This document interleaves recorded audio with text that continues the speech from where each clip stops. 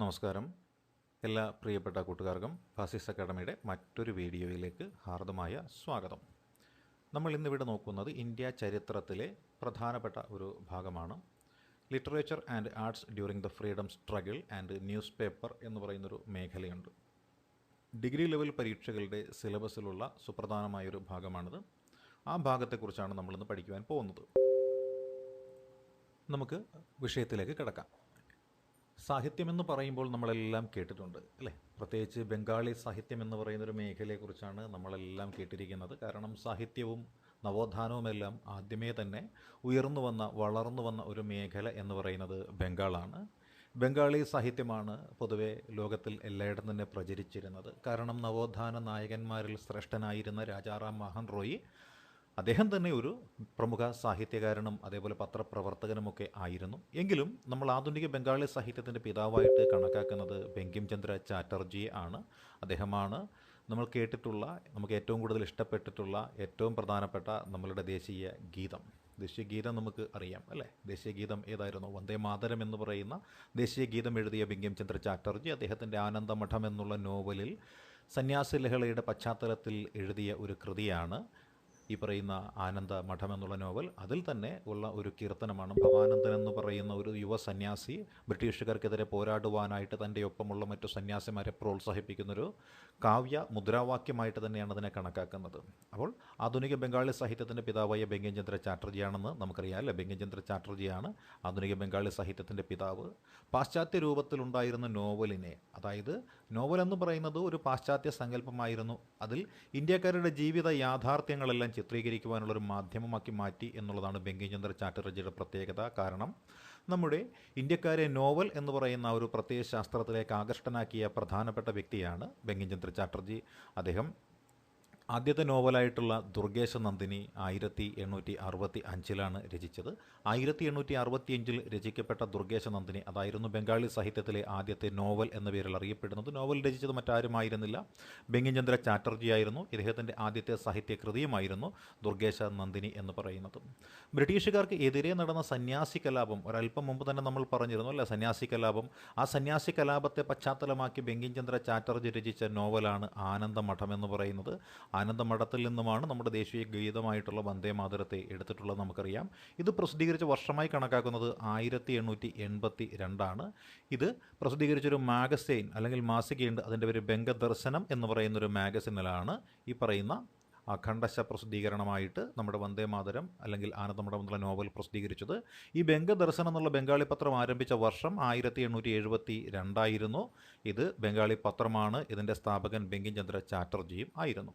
ബങ്കിം ചന്ദ്ര ചാറ്റർജി എഴുതിയ ഒരു ഇംഗ്ലീഷ് നോവലുണ്ട്, അതാണ് യാച്ച് മോഹൻസ് വൈഫ് എന്ന് പറയുന്നൊരു കൃതിയാണ് അല്ലേ? യാച്ച് മോഹൻസ് വൈഫ് എന്ന് പറയുന്ന ഒരു കൃതിയാണ് ബങ്കിം ചന്ദ്ര ചാറ്റർജിയുടെ ഇംഗ്ലീഷ് നോവലായിട്ട് കണക്കാക്കുന്നത്. ബങ്കിം ചന്ദ്ര ചാറ്റർജി എഴുതിയ നോവലുകളിൽ ഏറ്റവും അവസാനത്തെ നോവലായിട്ട് കണക്കാക്കുന്നത് ഏതാണ്? സീതാറാം എന്ന് പറയുന്നൊരു നോവലാണ് ബങ്കിം ചന്ദ്ര ചാറ്റർജിയുടെ അവസാനത്തെ നോവലായിട്ട് കണക്കാക്കുന്നത്. ബങ്കിം ചന്ദ്ര ചാറ്റർജി ഒട്ടനവധി കൃതികൾ എഴുതിയിട്ടുണ്ടെങ്കിലും അതിൽ പ്രസിദ്ധമായിട്ടുള്ള കൃതിയാണ് ദുർഗേശ നന്ദിനിയും അതേപോലെ ആനന്ദമഠവും എന്ന് പറയുന്നത്. അതുകൂടാതെ വിഷവൃക്ഷയും മൃണാളിനിയും ദേവി ചൗധരിണിയും കൃഷ്ണചരിത്രയും എല്ലാം നമ്മുടെ ബങ്കിം ചന്ദ്ര ചാറ്റർജിയുടെ പ്രധാനപ്പെട്ട നോവലുകളായിട്ട് കണക്കാക്കപ്പെടുന്നതാണ്. ബങ്കിം ചന്ദ്ര ചാറ്റർജിക്ക് ശേഷം നമ്മൾ ബംഗാളി സാഹിത്യം അല്ലെങ്കിൽ ഇന്ത്യൻ സാഹിത്യത്തെ എടുത്ത് നോക്കിക്കഴിഞ്ഞാൽ നമുക്ക് കാണാൻ സാധിക്കുന്ന മറ്റൊരു പേരാണ് ദീനബന്ധു മിത്ര എന്ന് പറയുന്ന ഒരു സാഹിത്യകാരൻ. ദീനബന്ധു മിത്ര അദ്ദേഹത്തിൻ്റെ ഒരൊറ്റ നാടകം കൊണ്ട് തന്നെ വളരെ പ്രശസ്തനായിട്ടുള്ള ഒരു വ്യക്തിയാണ്. അദ്ദേഹത്തിൻ്റെ നാടകത്തിൻ്റെ പേരായിരുന്നു നീലദർപ്പൺ എന്നാണ് പറയുന്നത്. ഈ നീലദർപ്പൺ എന്നുള്ള ആ ഒരു നാടകം, അത് എന്തായിരുന്നു ഇതിവൃത്തം എന്ന് ചോദിച്ചാൽ ബംഗാളിലെ നീലം കർഷകർ അനുഭവിക്കുന്ന ചൂഷണമായിരുന്നു. ജന്മിമാരിൽ നിന്നും അതേപോലെ തന്നെ മുതലാളിമാരിൽ നിന്നുമെല്ലാം ഈ പറയുന്ന ബംഗാളിലെ നീലം കർഷകർ അനുഭവിക്കുന്ന ആ കൊടിയ ചൂഷണത്തെ അടിസ്ഥാനമാക്കി രചിക്കപ്പെട്ട ഒരു നാടകമാണ് നീലദർപ്പൺ എന്ന് പറയുന്നത്.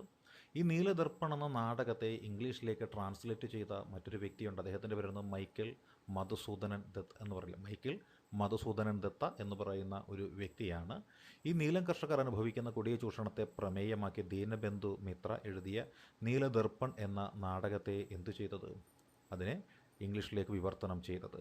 നീലദർപ്പണിൽ ചിത്രീകരിച്ച കർഷകരുടെ പ്രശ്നങ്ങൾ അല്ലേ? ഇന്ത്യയിൽ എമ്പാടും പ്രചരിപ്പിക്കുകയും അതേപോലെ ഏറ്റെടുക്കുകയും ചെയ്ത ഒരു സംഘടനയുണ്ട്. ആ സംഘടനയുടെ പേരാണ് ഇന്ത്യൻ അസോസിയേഷൻ എന്നുള്ള സംഘടന. അപ്പോൾ ഇന്ത്യൻ അസോസിയേഷൻ ചെയ്ത പ്രവർത്തനം എന്ത് എന്ന് ചോദിച്ചാൽ, നീലദർപ്പണിൽ ചിത്രീകരിച്ച കർഷകരുടെ പ്രശ്നങ്ങൾ, അതായത് കർഷകർക്ക് ധാരാളം പ്രശ്നങ്ങളുണ്ട്, അത്തരത്തിലുള്ള കർഷകരുടെ പ്രശ്നങ്ങൾ അദ്ദേഹം എന്ത് ചെയ്തു, ഏറ്റെടുത്തു. അപ്പോൾ നീലദർപ്പണിൽ ചിത്രീകരിച്ച കർഷകരുടെ പ്രശ്നങ്ങൾ ഏറ്റെടുക്കുകയും ഇന്ത്യയിലെമ്പാടും പ്രചരിപ്പിക്കുകയും ചെയ്ത സംഘടന, ആ സംഘടനയാണ് ഇന്ത്യൻ അസോസിയേഷൻ എന്ന് പറയുന്ന സംഘടനയാണ് കേട്ടോ.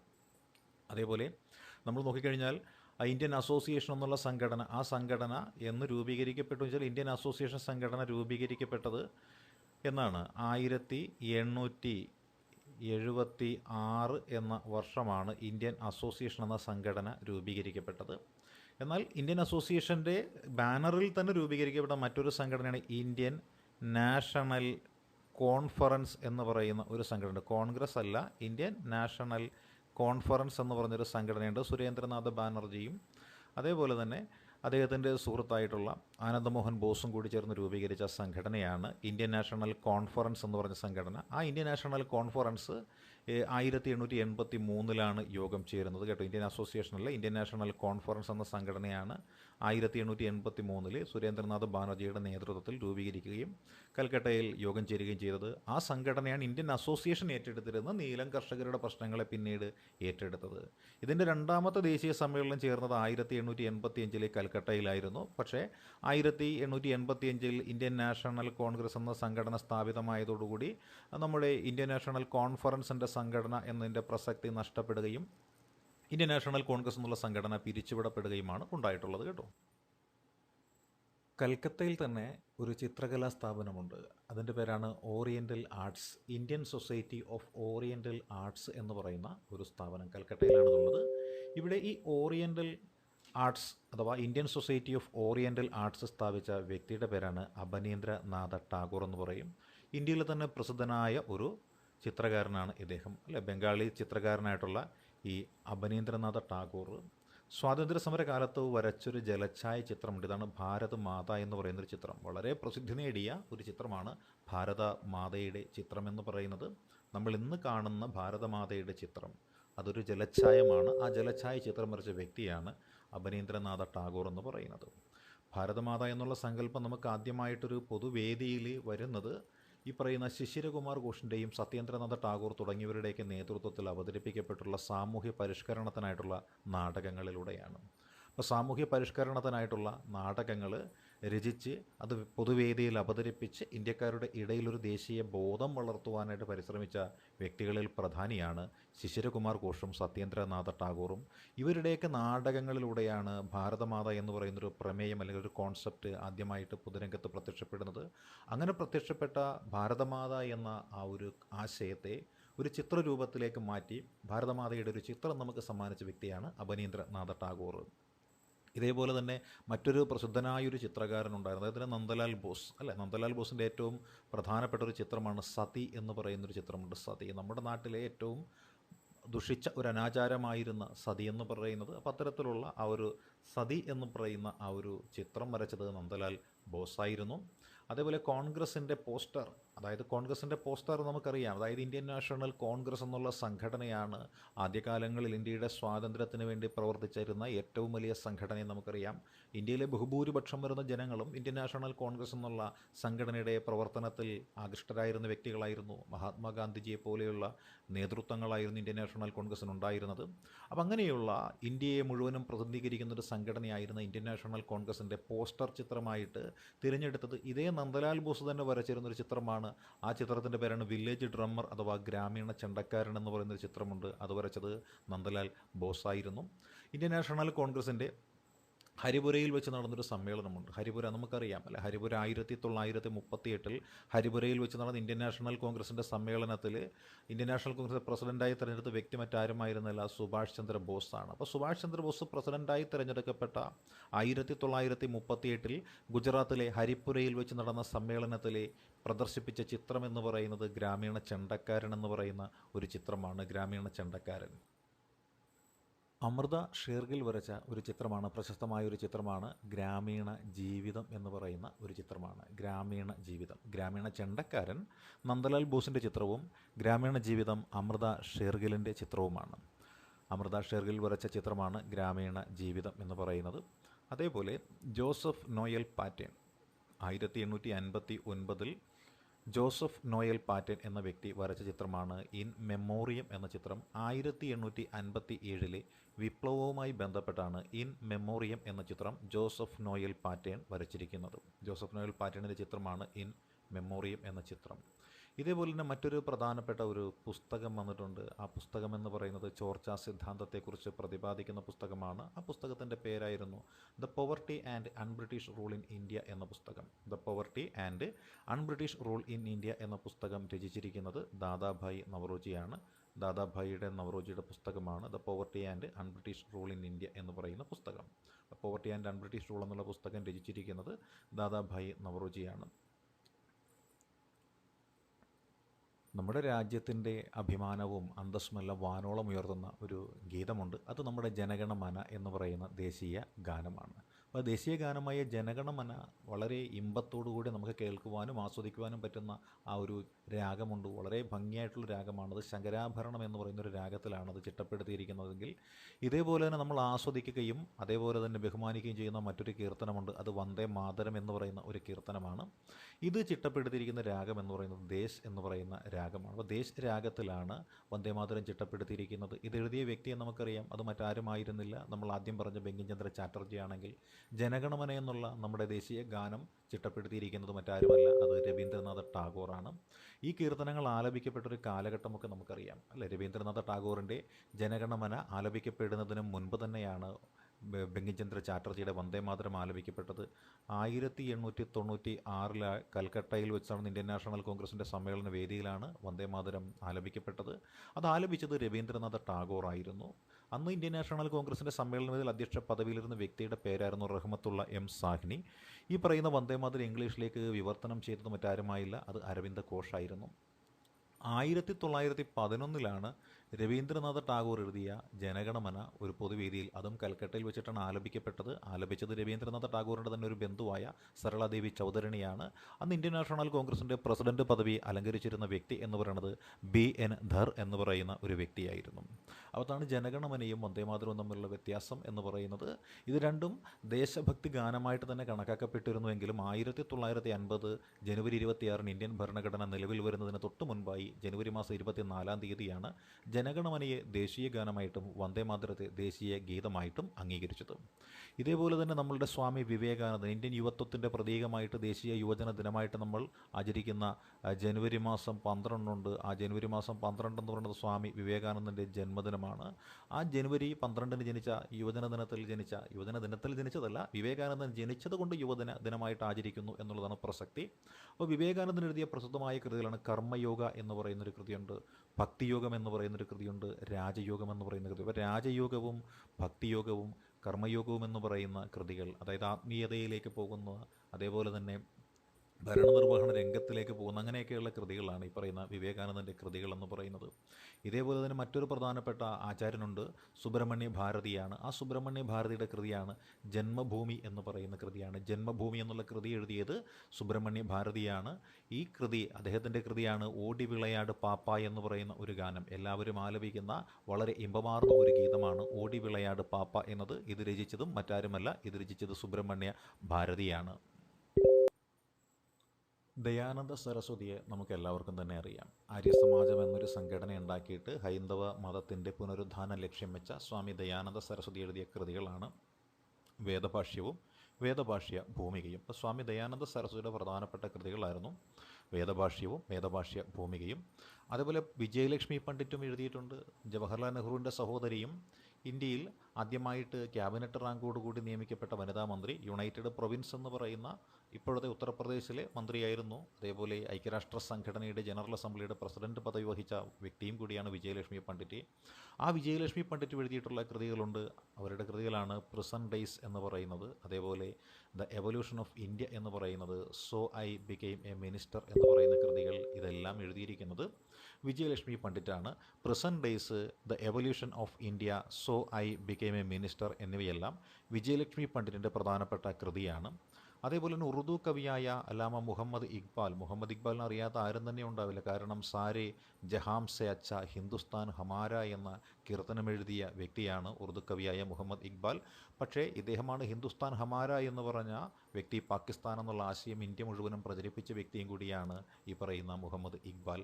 സാരേ ജഹാം സേ അച്ഛാ എന്ന ഗാനത്തിന് ഈണം നൽകിയത് പണ്ഡിറ്റ് രവിശങ്കറാണ്. നമ്മൾ ഇന്ന് കാണുന്ന രീതിയിൽ, നമ്മൾ ഇന്ന് കേൾക്കുന്ന രീതിയിൽ സാരേ ജഹാം സേ അച്ഛാ എന്ന ഗാനത്തിന് ഈണം നൽകിയത് പണ്ഡിറ്റ് രവിശങ്കറാണ്. അതേപോലെ മഹാത്മാഗാന്ധിയോടുള്ള ആദരസൂചകമായിട്ട് പണ്ഡിറ്റ് രവിശങ്കർ ചിട്ടപ്പെടുത്തിയ ഒരു രാഗമുണ്ട്. അതാണ് മോഹൻ കൗൺസ് എന്ന് പറഞ്ഞ ഒരു ഗീതമാണ്, അല്ലെ മോഹൻ കൗൺസ്. മോഹൻ കൗൺസ് എന്ന ഒരു രാഗം ആദ്യമായിട്ട് ചിട്ടപ്പെടുത്തിയത് മഹാത്മാഗാന്ധിയോടുള്ള ആദരസൂചകമായിട്ടാണ്. അത് ചിട്ടപ്പെടുത്തിയത് പണ്ഡിറ്റ് രവിശങ്കറാണ്. പണ്ഡിറ്റ് രവിശങ്കറിന് ഓസ്കാർ നാമനിർദ്ദേശം ലഭിക്കുകയുണ്ടായി. അതായത് ഗാന്ധി എന്ന ചലച്ചിത്രത്തിന് വേണ്ടിയാണ് പണ്ഡിറ്റ് രവിശങ്കറിന് ഓസ്കാർ നാമനിർദ്ദേശമൊക്കെ ലഭിച്ചത്. ഗാന്ധി എന്ന സിനിമ, അതായത് റിച്ചാർഡ് ആറ്റൻബറോ സംവിധാനം ചെയ്ത ഗാന്ധി എന്ന സിനിമ ഇന്ത്യയുടെ സ്വാതന്ത്ര്യ സമര ചരിത്രത്തിലെ ഗാന്ധിയൻ കാലഘട്ടത്തിൻ്റെ ദൃശ്യ ആവിഷ്കാരമായിട്ടാണ് കണക്കാക്കുന്നത്. ഗാന്ധി എന്ന സിനിമ ഇന്ത്യയുടെ സ്വാതന്ത്ര്യ സമര ചരിത്രത്തിലെ ഗാന്ധിയൻ കാലഘട്ടത്തിൻ്റെ ദൃശ്യ ആവിഷ്കാരമായിട്ടാണ് കണക്കാക്കുന്നത്. ഇത് സംവിധാനം ചെയ്തിരിക്കുന്നത് റിച്ചാർഡ് ആറ്റൻബറോയാണ്. നമ്മുടെ ദേശീയ ഗാനമായി ജനഗണമന രചിച്ച ആളിനെ നമുക്ക് എല്ലാവർക്കും തന്നെ അറിയാം. അത് മറ്റാരുമല്ല, രവീന്ദ്രനാഥ ടാഗോറാണ്. നമ്മുടെ നാട്ടിലെ പ്രധാനപ്പെട്ട സാഹിത്യകാരന്മാർ, ഇന്ത്യൻ സ്വാതന്ത്ര്യ സമര കാലഘട്ടത്തിലെ പ്രധാനപ്പെട്ട സാഹിത്യകാരന്മാരെയും എഴുത്തുകാരെയും ആരെല്ലാമെന്ന് നമുക്കൊന്ന് പരിചയപ്പെടാം. നമുക്ക് കേട്ടിട്ടുള്ള ഏറ്റവും പ്രധാനപ്പെട്ട എഴുത്തുകാരൻ ആരാണ്? രവീന്ദ്രനാഥ ടാഗോറാണ്. അദ്ദേഹം എഴുതിയിരിക്കുന്ന കൃതികളെല്ലാം ബംഗാളി ഭാഷയിലാണ് എഴുതിയിരിക്കുന്നത്. പല കൃതിയുടെയും വിവർത്തനവും ഇംഗ്ലീഷിലേക്ക് മാറ്റിയിട്ടുള്ളതും രവീന്ദ്രനാഥ ടാഗോർ തന്നെയാണ്. അദ്ദേഹത്തിൻ്റെ പ്രധാനപ്പെട്ട കൃതികൾ ഒരെണ്ണമാണ് ഘോര എന്ന് പറയുന്നത്. ഘോര എന്ന് പറയുന്നത്, കബൂളിവാല എന്ന് പറയുന്നത്, ഗീതാഞ്ജലി എന്നൊക്കെ പറയുന്നത് രവീന്ദ്രനാഥ ടാഗോറിൻ്റെ പ്രധാനപ്പെട്ട കൃതികളാണ്. അതേപോലെ തന്നെ മറ്റൊരു പ്രശസ്തനായ ഹിന്ദി സാഹിത്യകാരനുണ്ട്, അദ്ദേഹത്തിൻ്റെ പേരാണ് പ്രേംചന്ദാണ്. പ്രേംചന്ദ് എഴുതിയിരിക്കുന്ന കൃതികൾ നമുക്കറിയാം. സേവാസദനുണ്ട്, പ്രേമ ആശ്രമമുണ്ട്, രംഗഭൂമിയുണ്ട്, ഗോദാനവുമുണ്ട്. അതുപോലെ സുബ്രഹ്മണ്യ ഭാരതിയെക്കുറിച്ച് നോക്കിയാലോ, അദ്ദേഹം തമിഴ് ഭാഷയിലാണ് അദ്ദേഹത്തിൻ്റെ കൃതികൾ എഴുതിയിരിക്കുന്നത്. പാഞ്ചാലി ശബദമുണ്ട്, കളിപ്പാട്ടുണ്ട്, കിളിപ്പാട്ടുണ്ട്, അതേപോലെ തന്നെ കണ്ണൻ പാട്ടുണ്ട്, കുയിൽപ്പാട്ടുണ്ട്. ഇതെല്ലാം എഴുതിയിരിക്കുന്നത് സുബ്രഹ്മണ്യ ഭാരതിയാണ്. ഉറുദു ഭാഷയിലെ മറ്റൊരു പ്രധാനപ്പെട്ട എഴുത്തുകാരനാണ് അൽത്താഫ് ഹുസൈൻ ഹാലി എന്ന് പറയും. ഇദ്ദേഹത്തിൻ്റെ കൃതികളാണ് ഹയാത്ത് ഇ സാരി എന്ന് പറയുന്ന കൃതിയുണ്ട്, ഹയാത്ത് ഇ ജബീദ് എന്നൊരു കൃതിയുണ്ട്. അതേപോലെ മറ്റൊരു സാഹിത്യകാരനാണ് വിഷ്ണു കൃഷ്ണ ചിപ്ലുങ്കർ എന്ന് പറയുന്ന വ്യക്തി. വിഷ്ണു കൃഷ്ണ ചിപ്ലുങ്കറാണ്. വിഷ്ണു കൃഷ്ണ ചിപ്ലുങ്കർ ഒരു മറാത്തി സാഹിത്യകാരനാണ്. ഇദ്ദേഹം എഴുതിയ കൃതിയാണ് നിബന്ധിമാല എന്ന് പറയുന്നു. അതേപോലെ നമ്മുടെ മലയാള ഭാഷയിലെ ഏറ്റവും പ്രമുഖനായ മറ്റൊരു എഴുത്തുകാരനാണ് വള്ളത്തോൾ. വള്ളത്തോൾ മലയാള ഭാഷയിലാണ് എഴുതിയിരിക്കുന്നത്. ഗാന്ധിജിയെക്കുറിച്ച് എഴുതിയ എൻ്റെ ഗുരുനാഥനുണ്ട്, അതേപോലെ ബാപ്പുജിയുണ്ട്, നാരായണ, ഇന്ത്യയുടെ കരച്ചിൽ എന്നിവയൊക്കെ പ്രസിദ്ധമായ കൃതികളാണ്. നമുക്ക് അടുത്ത രവീന്ദ്രനാഥ ടാഗോറിനെ കുറിച്ച് ചില കാര്യങ്ങൾ നോക്കാം, അല്ലേ. 1861 മുതൽ 1941 വരെയുള്ള ഒരു കാലഘട്ടം. ആ കാലഘട്ടത്തിലാണ് രവീന്ദ്രനാഥ ടാഗോറിൻ്റെ ജീവിത കാലഘട്ടം. കൃത്യമായി പറഞ്ഞാൽ 80 വയസ്സ് വരെ ജീവിച്ചിരുന്ന ഒരു സാഹിത്യകാരനാണ്. അദ്ദേഹം ജനിച്ചത് 1861 മെയ് മാസത്തിലാണ്. മെയ് മാസം 7-ാം തീയതിയാണ് രവീന്ദ്രനാഥ ടാഗോർ ജനിച്ചത്. ടാഗോറിൻ്റെ വീട്ടുപേര് നമുക്കറിയാം, അല്ലെ. ജൊറാസോങ്കോ എന്നൊരു ഭവനമാണ് ടാഗോറിൻ്റെ വീട്. അപ്പോൾ ജൊറാസോങ്കോയായിരുന്നു ടാഗോറിൻ്റെ ജന്മഗൃഹമായിട്ട് കണക്കാക്കുന്നത്. ടാഗോറിൻ്റെ ജന്മഗൃഹം ജൊറാസാങ്കോയാണ്. ഇത് കൽക്കട്ടയിലാണ് സ്ഥിതി ചെയ്യുന്നത്. ടാഗോറിൻ്റെ പിതാവിൻ്റെ പേര് ദേബേന്ദ്രനാഥ ടാഗോർ എന്നായിരുന്നു. മാതാവിൻ്റെ പേരാവട്ടെ ശാരദാ ദേവി എന്നുമായിരുന്നു. അദ്ദേഹത്തിൻ്റെ ഭാര്യയുടെ പേര് മൃണാളിനി. അവരെ വിളിക്കുന്ന മറ്റൊരു പേരാണ് ഭവതരിണി എന്ന് വിളിക്കാറുണ്ട്, ഭവതരിണി. അതെ. അതേപോലെ നോക്കിയാലോ, നമ്മുടെ ഇന്ത്യൻ നവോത്ഥാനത്തിലെ ലിയനാർഡോ ഡാവിഞ്ചി എന്ന പേരിൽ അറിയപ്പെടുന്ന നവോത്ഥാന നായകനും മറ്റാരുമല്ല, അത് രവീന്ദ്രനാഥ ടാഗോറിനെയാണ് ഇന്ത്യൻ നവോത്ഥാന ചരിത്രത്തിലെ നവോത്ഥാന നായകനെന്ന് വിശേഷിപ്പിക്കുന്നത്. നമ്മൾ അല്പം മുമ്പ് പറഞ്ഞിരുന്നു, 1896 കൽക്കട്ട സമ്മേളനത്തിൽ വന്ദേമാതരം ആലപിച്ചത് രവീന്ദ്രനാഥ ടാഗോറാണെന്ന് സൂചിപ്പിച്ചിരുന്നു. ഇതേപോലെ 1905 ബംഗാൾ വിഭജനകാലത്ത് ടാഗോർ രചിച്ചൊരു കൃതിയുണ്ട്. അതിൻ്റെ പേരാണ് അമർ സോനാർ ബംഗ്ല എന്ന് പറയുന്നത്. പിൽക്കാലത്ത് ബംഗ്ലാദേശിൻ്റെ ദേശീയ ഗാനമായിട്ട് അമർ സോന ബംഗ്ല മാറ്റപ്പെടുകയായി. അങ്ങനെ രണ്ട് രാജ്യങ്ങളുടെ ദേശീയ ഗാനം എഴുതിയ ഇന്ത്യക്കാരനാണ് രവീന്ദ്രനാഥ ടാഗോർ. ഇന്ത്യയുടെയും ബംഗ്ലാദേശിൻ്റെയും ദേശീയ ഗീതം അല്ലെങ്കിൽ ദേശീയ ഗാനം എഴുതിയത് രവീന്ദ്രനാഥ ടാഗോറാണ്. ടാഗോർ രചിച്ച ജനഗണമന 1911 കൽക്കട്ട സമ്മേളനത്തിൽ വെച്ചിട്ടാണ് ഇത് ആദ്യമായിട്ട് ആലോചിക്കപ്പെടുന്നത്. ഇത് ജനഗണമന ആദ്യമായിട്ട് പ്രസിദ്ധീകരിച്ച മാസിക എന്ന തത്വബോധിനി പത്രികയാണ്. രവീന്ദ്രനാഥ ടാഗോറിൻ്റെ പിതാവായ ദേവേന്ദ്രനാഥ ടാഗോർ ആരംഭിച്ച തത്വബോധിനി പത്രിക എന്ന മാഗസിനിലാണ് ആദ്യമായിട്ട് ജനഗണമന പ്രസിദ്ധീകരിക്കപ്പെട്ടത്. ജനഗണമന എന്ന് തുടങ്ങുന്ന ഗാനത്തിന് ടാഗോർ നൽകിയൊരു തലക്കെട്ടുണ്ട്. അതിൻ്റെ പേരാണ് ഭാരത വിധാത എന്നാണ്. ടാഗോർ ജനഗണമനയെ മോർണിംഗ് സോങ് ഓഫ് ഇന്ത്യ, ഇന്ത്യയുടെ പ്രഭാത ഗീതം എന്ന പേരിൽ എന്ത് ചെയ്തു, ഇന്ത്യ ഇംഗ്ലീഷ് ഭാഷയിലേക്ക് തർജ്ജമ തർജ്ജമ ചെയ്യുകയുണ്ടായിട്ടുണ്ടായിരുന്നു. ഗാന്ധിജി പോലും ഇതിന് വിശേഷിപ്പിച്ചത് മോർണിംഗ് സോങ് ഓഫ് ഇന്ത്യ എന്നാണ്. ദേശീയ ഗാനം പദവി ലഭിക്കുന്നതിന് മുൻപ് മോർണിംഗ് സോങ് ഓഫ് ഇന്ത്യ എന്ന പേരിലായിരുന്നു ജനഗണമന അറിയപ്പെട്ടിരുന്നത്. ഇനി ടാഗോറിൻ്റെ പ്രസിദ്ധീകരിക്കപ്പെട്ട ആദ്യത്തെ കവിത ഏതാണ് എന്ന് നമ്മൾ നോക്കിയാൽ അഭിലാഷ് എന്ന് പറയുന്ന കൃതിയാണ് ആദ്യമായിട്ട് അച്ചടിക്കപ്പെട്ട കവിത. അഭിലാഷ് അച്ചടിക്കപ്പെട്ടു വന്ന മാഗസ്യ അല്ലെങ്കിൽ മാസിക തത്വബോധിനി പത്രികയാണ്. അപ്പോൾ ആദ്യത്തെ കവിത അഭിലാഷും ആദ്യത്തെ കവിതാ സമാഹാരം എന്ന് പറയുന്നത് കവി കാഹിനിയുമായിരുന്നു. ഇദ്ദേഹത്തിൻ്റെ ആദ്യത്തെ നാടകം വാൽമീകി പ്രതിഭയും ആദ്യത്തെ ചെറുകഥ ഭിഖാരിണി എന്ന് പറയുന്നതുമായിരുന്നു. 1901 ടാഗോർ ശാന്തിനികേതൻ ആരംഭിച്ചത്. ശാന്തിനികേതൻ ആരംഭിക്കുന്ന സമയത്ത് ദേവേന്ദ്രനാഥ് ടാഗോർ അദ്ദേഹത്തിൻ്റെ പിതാവ് ഉണ്ടായിരുന്നു. പിതാവിനാൽ തുടങ്ങി വെച്ചതാണ് ശാന്തിനികേതനം. ഇത് വിശ്വഭാരതി എന്ന് പറയുന്ന സർവകലാശാലയായിട്ട് മാറ്റപ്പെട്ടത് 1921 ഡിസംബർ മാസം 22 ഇത് വിശ്വഭാരതി സർവകലാശാലയായിട്ട് മാറ്റപ്പെട്ടത്. വിശ്വഭാരതി സർവകലാശാലയുടെ ആപ്തവാക്യം എന്ന് പറയുന്നത് എത്ര വിശ്വം ഭവത്യേക നീടം എന്നുള്ളതാണ്. ലോകമെന്ന് പറയുന്നത് ഒരു പക്ഷിക്കൂടായിട്ട് ഇവിടെ ഭവിക്കുന്നു എന്നതാണ് എത്ര വിശ്വം ഭവത്യേക നീടം എന്ന കൃതിയുടെ ആപ്തവാക്യമായിട്ട് കണക്കാക്കുന്നത്. 1910 ടാഗോർ അദ്ദേഹത്തിൻ്റെ ഏറ്റവും പ്രസിദ്ധമായ ഗീതാഞ്ജലി എന്ന് പറഞ്ഞ കൃതി രചിക്കുന്നത് 1910. 1913 സാഹിത്യത്തിൻ്റെ നോബൽ സമ്മാനം ടാഗോറിന് നേടിക്കൊടുത്ത കൃതിയാണ് ഗീതാഞ്ജലി. ഏഷ്യയിൽ നോബൽ സമ്മാനം നേടുന്ന ആദ്യത്തെ വ്യക്തിയും ടാഗോറായിരുന്നു, മറ്റാരുമായിരുന്നില്ല. ആദ്യത്തെ നോബൽ സമ്മാനം നേടുന്ന ഏഷ്യക്കാരനും രവീന്ദ്രനാഥ് ടാഗോറാണ്. ഗീതാഞ്ജലിയുടെ ഇംഗ്ലീഷ് പരിഭാഷ തയ്യാറാക്കിയത് ടാഗോറാണ്. ടാഗോറിൻ്റെ പ്രധാനപ്പെട്ട നോവലുകൾ നമുക്കറിയാം. ഗോരയുണ്ട് അല്ലേ, ചതുരംഗയുണ്ട് അല്ലേ. ഗോരയും ചതുരംഗയും ടാഗോറിൻ്റെ പ്രധാനപ്പെട്ട നോവലുകളാണ്. പ്രധാനപ്പെട്ട കഥകൾ കാബൂളിവാലയുണ്ട്, പോസ്റ്റ് മാസ്റ്ററുമുണ്ട്. പ്രധാനപ്പെട്ട കവിതകളുണ്ട് ഗീതാഞ്ജലിയും ഭഗ്നഹൃദയം, മാനസി, പ്രഭാത സംഗീത്, സന്ധ്യാസംഗീത് എന്നിവയാണ് ടാഗോറിൻ്റെ പ്രധാനപ്പെട്ട കവിതകൾ.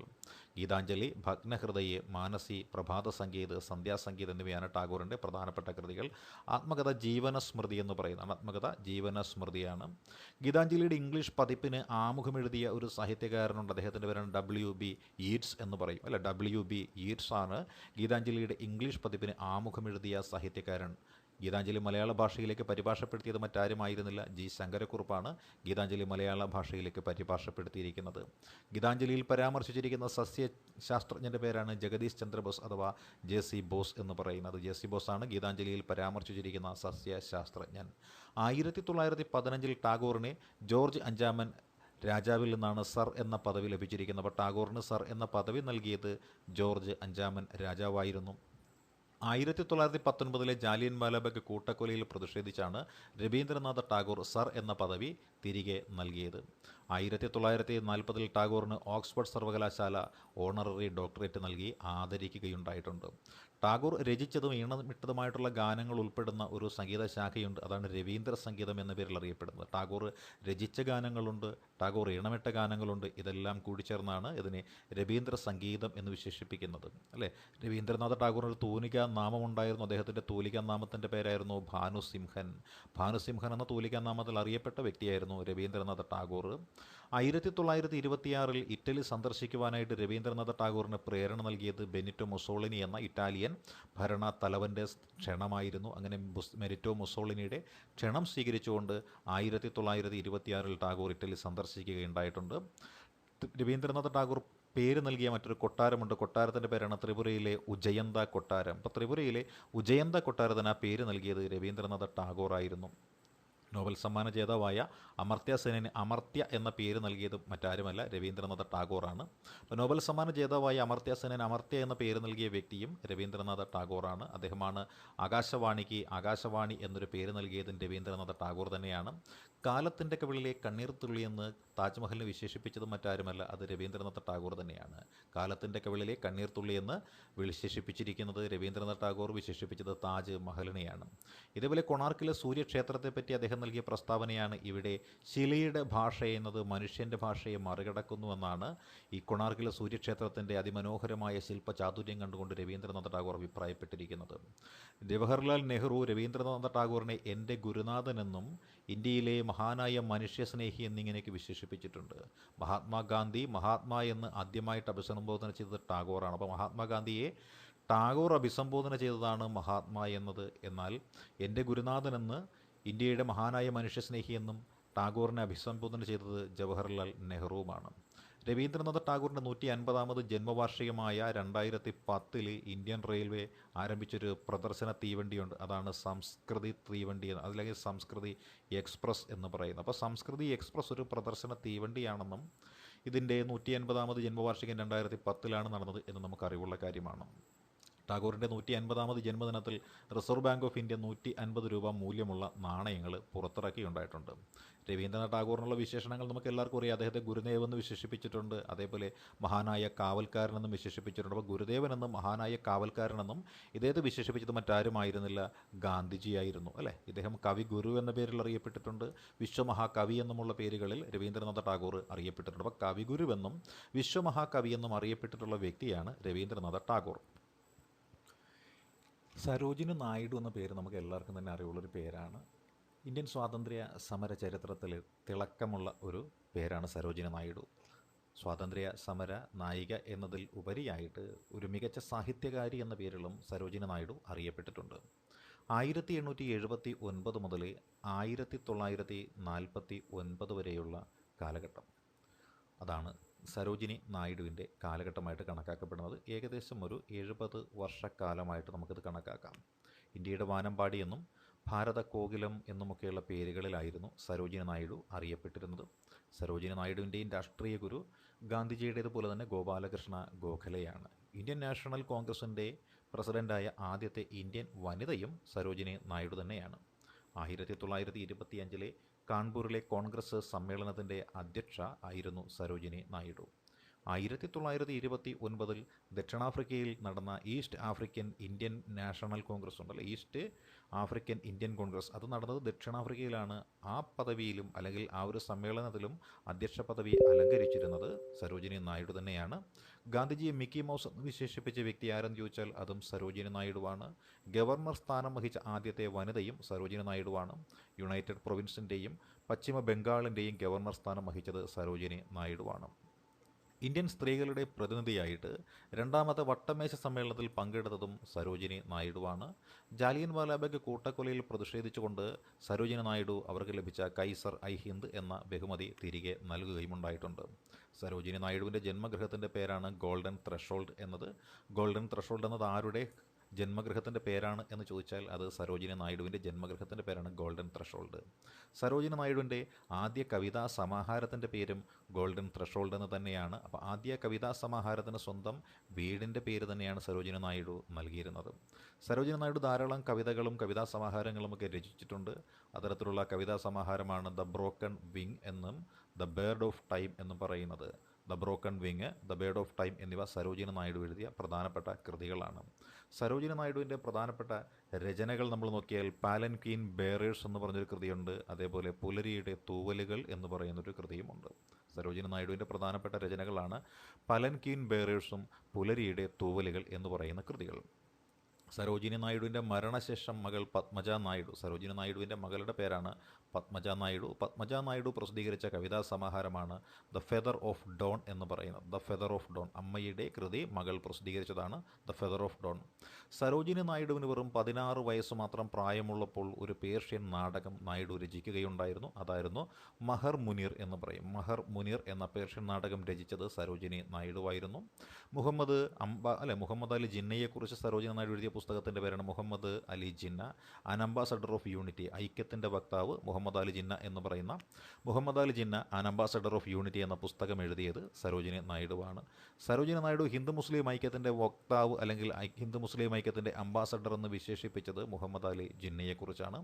മുഹമ്മദ് അലി ജിന്നയെക്കുറിച്ചാണ് സരോജിനി നായിഡു ഹിന്ദു മുസ്ലിം ഐക്യത്തിൻ്റെ വക്താവ് എന്ന് പേരിട്ട് വിശേഷിപ്പിച്ചിരിക്കുന്നത്. സരോജിനി നായിഡു ഇന്ത്യ ചരിത്രത്തിലെ നിശബ്ദ വിപ്ലവകാരി എന്ന് വിശേഷിപ്പിച്ചത് മറ്റാരെയുമല്ല, മലയാളിയായ ഡോക്ടർ പൽപുവിനെയാണ്. ഡോക്ടർ പൽപുവിനെയാണ് ഇന്ത്യ ചരിത്രത്തിലെ നിശബ്ദ വിപ്ലവകാരി എന്ന് സരോജിനി നായിഡു വിശേഷിപ്പിച്ചിരിക്കുന്നത്.